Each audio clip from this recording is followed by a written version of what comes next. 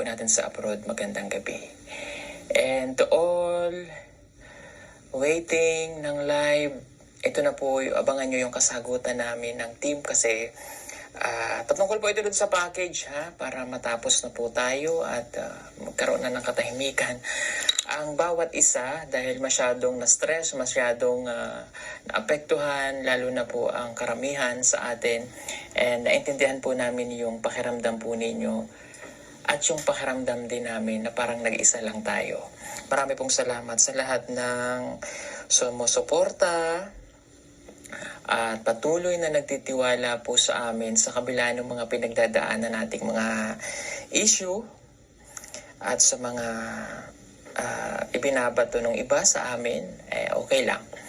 Anyway, itong gagawin nating live, no, ay pag-uusapan namin o pag-uusapan na natin, no, at magdidesisyon na talaga kami. Actually, nakapag-decide na talaga kami kagabi. At ilang araw, nag-usap-usap kami ng team kung ano yung dapat at ano yung magandang gawin. Noong una, ay may isa na kaming desisyon na ginawa.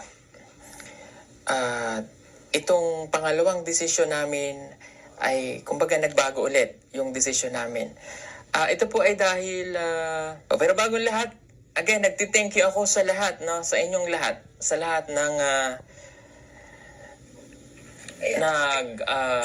message, sa lahat ng nagpaabot ng kanilang napakagagandang mensahe.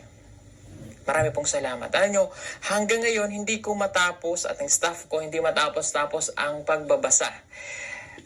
Thousands of message yung aming na-receive. Hindi ko alam kung paano natutulog na nga kami. Minsan 2:00 na pagbabasa, binabasa namin lahat. And nagbabasa rin po ako ng comments. I know yung mga message nyo talaga ay... Alam ko yung iba, yung mga nasasabi nila dahil yun po yung pakiramdam ninyo.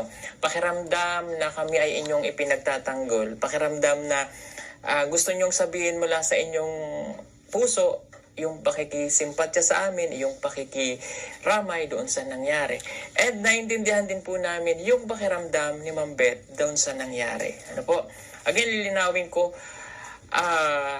sa punto pong ito, yung nararamdaman ko ngayon ay wala na kaming ibang iniisip kundi yung desisyon namin. Walang hate, walang galit, wala na kaming kumbaga hindi na namin iniisip yung sasabihin ulit ni Ma'am. At sasabihin nyo po ulit, gusto lang po namin na no hate na tayo. Pagkatapos po nitong live natin ay pakiusap ko at sa mga comment na inyong gagawin, inyong ipopost, alam ko naintindihan namin kayo. And both side, naintindihan din namin si Ma'am, no? Actually, bago kami nakapag-desisyon, nag-message naman na po si Ma'am Beth sa amin, no? At nag-message din ako sa kanya. Nung after po nung live natin na buksan itong package, nag-message din pa ako sa kanya. And humingi rin ako ng pasensya at hindi kumbaga alam kong mayroon din kaming pagkakamali dahil hindi agad kami nakakapag-update. Hindi kami nakakapag-update para malinawan lang po. Hindi ako palaging nakatutok sa cellphone, sa mga message, merong stop. Pero thousands of message po ang binabasa namin sa araw-araw, no? Lahat na nagme-message diyan binabasa yan. Alam ko yung ibang nagme-message din, alam niya na napakatagal namin bago makapag-reply. Dahil sa dami po ng bine-message araw-araw, ang isang araw po at ayun nga pong 1 minuto lang na hindi ka makapagbasa, equivalent to 10 message na. Napakadami. Sunod-sunod na yan. Yung iba na naiilaliman na. Yung ibang message ng mga nagdo-donate hindi namin nababasa. Kaya kasi nailalim, hindi sila umiibabaw. Kaya dumidiretso sila doon sa ibang page namin like PB Team Solar. Yan, nababasa doon. Sa PB Apparel, nakapag-message din sila with Direct Frankie na ipo-forward sa amin. Kasi doon sa page namin, putok na siya sa kumbaga, loaded siya masyado, yung mga nagme-message na ilalim, kaya ang tagal ko pong mag-reply. Ang tagal namin maka-response. Kaya siguro, na ano din si Ma'am Beth, bakit hindi nagre-reply kaagad, ganun. Kasi hindi lang po siya yung nagme-message sa amin na napakarami. Hindi agad kami nung nakapag-reply naman po ako sa kanya, sabi ko, ma'am, i-check namin. Although may confirmation na na-receive ni Ate Delvy, at sabi ko nga po, i-check ko po ulit hanggang makita ko. Kasi wala pa akong nakikitang box eh. Mahirap naman pong magsinungaling ka na dumating na pero hindi mo pa nakikita, mag-oo ka na lang. No? Kasi ang explanation talaga dun mga kabayan, siya ay nailaliman. Nandun siya sa ilalim, yung pangalan pa niya ay nasa ibabaw. Natakpan na siya sa dami ng package. At ang oras po namin na hindi nakalaan lang lahat sa package. Araw-araw kami nagmi-mission. Noon ko na nga lang na-realize, sabi ko sa team, araw-araw pala tayo maalis, araw-araw tayo nagmi-mission, ano? So, yung ginagawa namin, sobrang busy. Kaya nga naglalaan kami ng schedule. Halimbawa, ngayong Monday, ito pupuntahan natin. May itinerary kami eh. Yun po yung sinusunod namin. The next day, dito tayo. Tapos singit natin ang package para mabawasan. Kasi hindi natin siya pwedeng araw-arawin. Kasi ang isa sa kinukonsider namin ang daan sa bundok kapag nag-landslide. Itong sunod-sunod po ang landslide, hindi kami makaakyat ng bundok. Sunod-sunod ang landslide, yung dadaanan namin papunta sa mga katutubo, hindi possible daanan. And syempre yung safe din po ng bawat isa sa amin, yung importante. No, hindi kami susuong na ang isa mapapahamak sa amin. Yun nga ginawa namin noon na paglusong sa ilog. Last na yun, din na namin uulitin yun. Nag-try lang, sinubukan dahil may dala kaming kailangang puntahan. Pero last na po yun, din na namin gagawin yung pagsuong na ganon. Mahirap mag-take ng risk dahil yung mga team ko yung mapapahamak. Lagi nila akong pinoproteksyonan, kami ni Madam. Si Kuya Eli, si Peter Paul, pinapababa kami sa sasakyan kapag hindi kaya. Pero sila, para makatawid at may yung sasakyan, sige lang. No po? So yun yung talagang sa araw-araw, hindi lang po sa package kami nakatutok. Pero malaking pasasalamat namin, sobrang laking pasasalamat namin sa nangyayari sa napakaraming package na dumating. Kasi kung di dahil sa kanila, yung mga damit, school supply, etc. na naipamimigay, malaking tulong yun sa mga nasa bundok. Kahit katiting, kahit kapiraso, kahit gaano kaliit o kalaki yan, isa lang po ang ibig sabihin yan. Nakakatulong. And yung mga kinukuha namin package ulit, paulit-ulit po namin sinasabi, kinukuha namin, nakapangalan sa pangalan namin. Kapag may nag-message po sa amin na ito yung laman, kunin mo to, sa inyo yan. Okay? Meron ako nabasang comment sa amin kanina, galing yun dun sa package ni Tita Imelda, na kinuha ko daw yung sunblock at sinabi ko na hindi nyo naman ito kailangan. 'Di ba? Yung mga nasa sa bundok. Minsan nakapagsalita kami ng ganon, just because tao tayo, nakakapag-joke tayo ng ganon. Yung sunblock yun ako dahil sa amin mismo yun. Yung package na yun, hindi yun para sa kanila. Kami na lang nag-initiate na doon na lang dalhin. Dahil kumuha kami ng portion na para sa kanila at yung iba pinagati-hati namin. Chocolates, alam namin, nasa amin yun. Yung nanood na comment, kinukuha ko daw. Sa tingin mo, ma'am, kung kinuha ko yun, pwede kong itago at ikat sa video. Pero isinama namin sa video at inedit ko. Kung pagtatakpan ko yun. Bakit? Kasi gusto kong makita nang nag-sponsor na kaya kinuha ko yun, bigay niya yun, mapanood niya. Kung yun itinago ko, wala sa video yun. Yun po yung pinupoint namin. Lahat na kinukuha namin package, nakapangalan sa amin. Yung iba nga po, iniipon namin dito. Pag naipon namin, ibinibigay ulit namin. Kasi yung iba naman, mayroon naman kami at hindi naman sa pag-ano po, pagyayabang yon na nabibili din naman namin yung mga ganon. Pero pag alam namin na ay ito, mas kailangan niya to ibigay natin. 'Di ba? Minsan sila makalasap noon, ipalasap natin. Ganun po. Yung alam niyo yung may responsibilidad ka dun sa mga tinutulungan mo na ito yung way mo para din matulungan sila. Like for example, kay Mia, pag may nakita kami na damit na, ay bagay ito doon sa estudyante natin, ibigay natin sa kanya. Kaya po namin kinukuha. Nakatulong pa rin. Hindi po sa personal naming interest yun. Diba? Yun po yung pinupoint namin dito. Okay? Ngayon, yung kay Ma'am Beth, again, nag-usap kami. At personal, humingi din po siya sa message ng sorry kung nasaktan ko kayo. Po, naintindihan at na kumbaga na sa akin na nagsorry siya at nakapaghingi rin ako ng pasensya sa kanya. So okay na kami doon. Kaya lang ito po, shoutout muna po dun sa mga klase kong nanonood, yung mga batch ko ng high school. Hello po sa inyo. Okay, ito naman,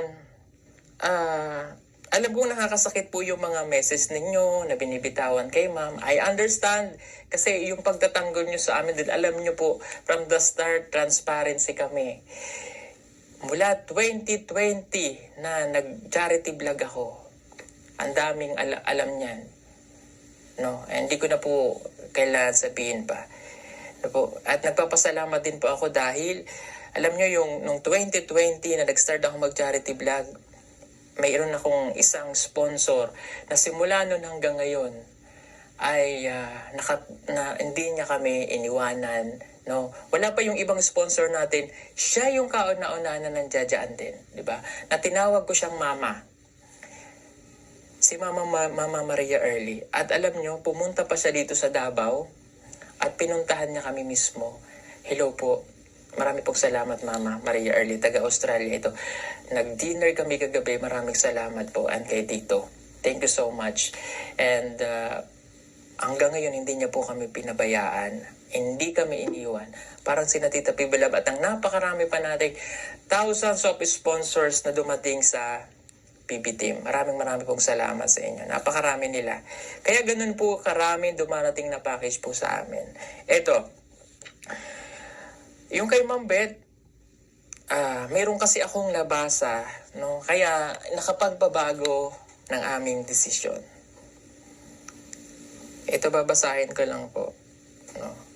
So again, wala na akong galit, wala akong hate kay Ma'am Beth. Pero gusto ko lang din na, kaya ito yung nakapagpabago ng aming isip. Dahil doon sa sinabi niya doon sa comment. No? Pero wag na nating palakihin to. Gusto ko lang para at least safe kung sasabihin, ito yung nabasa ko, ito yung katotohanan, may pinanggagalingan ako. Kahit sunugin nyo ang ibinigay ko at itapon pa, wala na akong pakialam. Tama na alam ko na mga ugali nyo. Marami yan dito imported pa. Go ipatapon na lang para maging masaya kayo. Although, hindi ko alam, pinapatamaan nyo po yung ating mga nagko-comment. Pero kami po yung tumanggap ng package. At yung sinabi nyo po na sunugin, ibang usapan po yun. Diba? Although sa inyo po yung package, sa inyo yan, pangit pa rin pong pakinggan na galing sa inyo, sasabihin nyo po na sunugin. So kaya nakapag-desisyon po kami ng team, nag-usap-usap kami, hindi namin kayang sunugin ito. So ang naging desisyon po namin ay ibabalik po ito kay ma'am. Nag-message na po ako sa kanya at kung hindi niya pa po yun na nababasa, palagi ko tulong pa si ma'am. Sabi ko doon, ibabalik na lang natin ito sa kanila. Sa kamag-anak niya dito sa Pilipinas na baka higit na kailangan. No? Kasi po, sana maintindihan nyo rin at maintindihan ni Ma'am Beth na mabigat na po ito sa amin kung ipamimigay namin na may ganong feeling na sana or sunugin na lang. So, magaan na sana sa amin na dahil alam kong gustong makatulong ni Ma'am Beth para ipamigay po natin ito.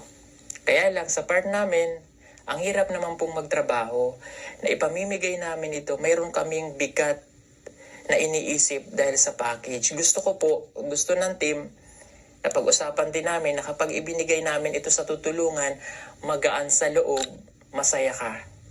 Yun po yung importante. Pero paano po kami magiging masaya kung ganito po yung nabasa ulit namin? Naintindihan kita, Ma'am Beth, sa iyong nararamdaman.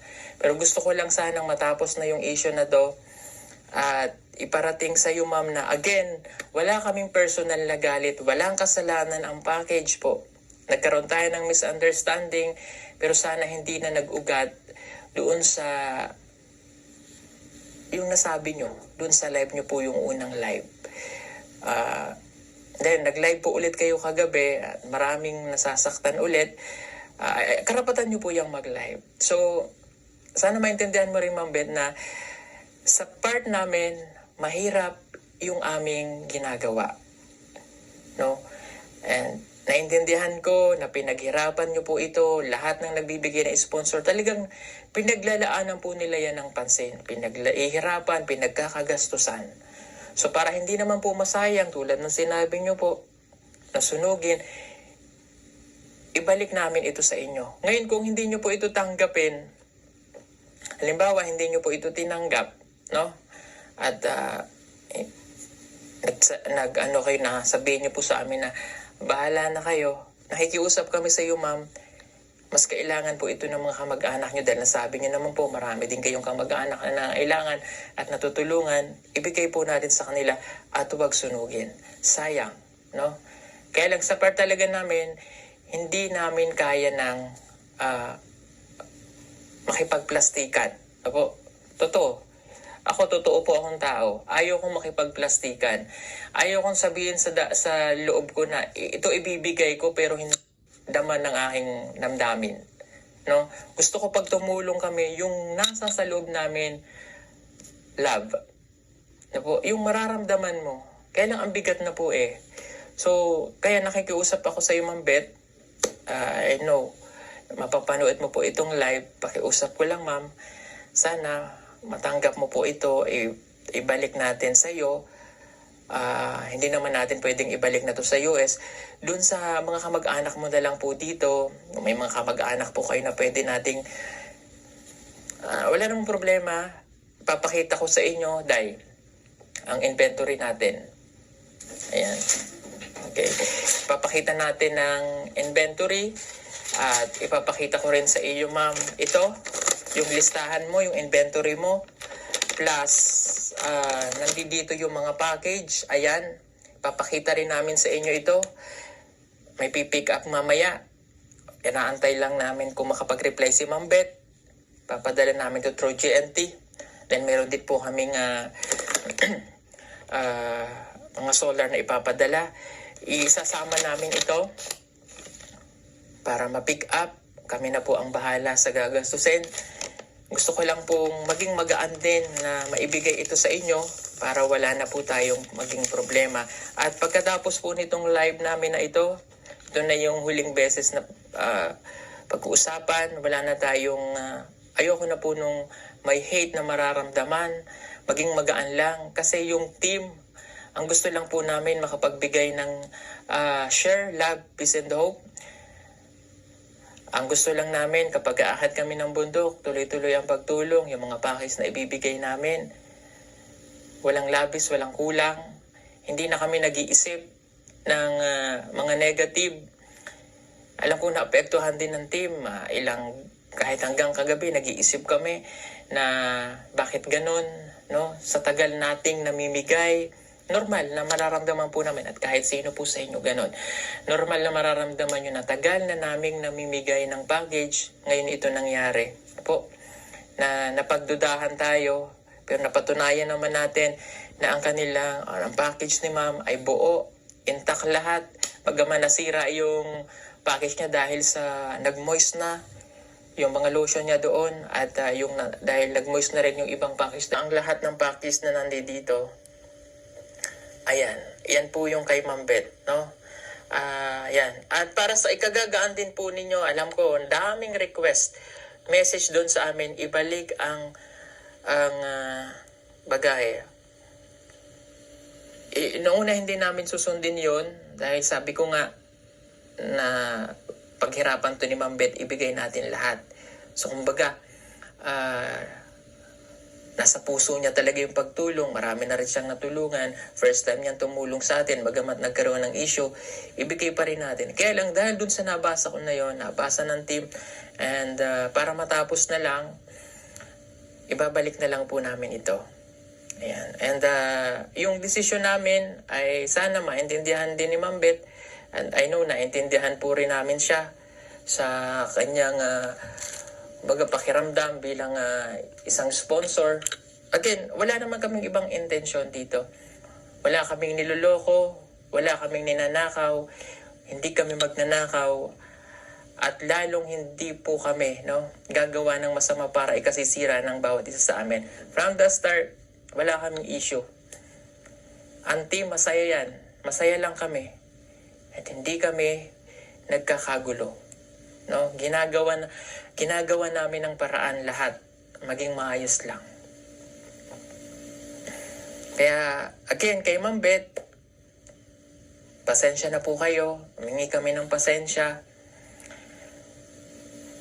At irerespeto po namin yung nasabi ninyo. Dahil pakiramdam nyo po yan bilang isang sponsor.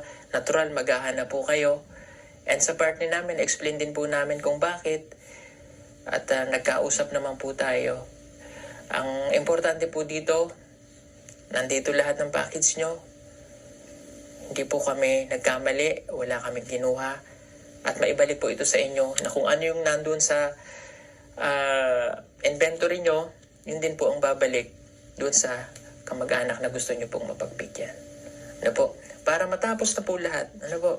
And pagkatapos po nito, mga kababayan, hinihiling ko po sa inyo na kumbaga sa laban ano tawag doon? Please. Nalimutan ko.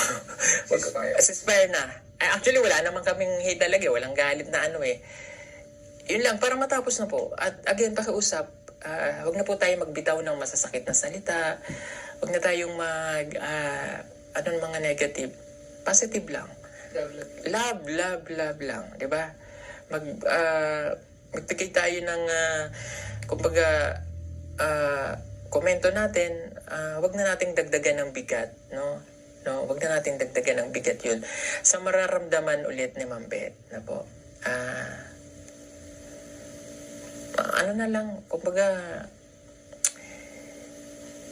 Isipin na lang natin na kaya nangyari ito with purpose, 'di ba? At syempre, may mga aral din tayong matututunan sa ganyan. Nagkataon lang talaga na yung padala ni Ma'am Beth dumating ng December 23, naging busy kami.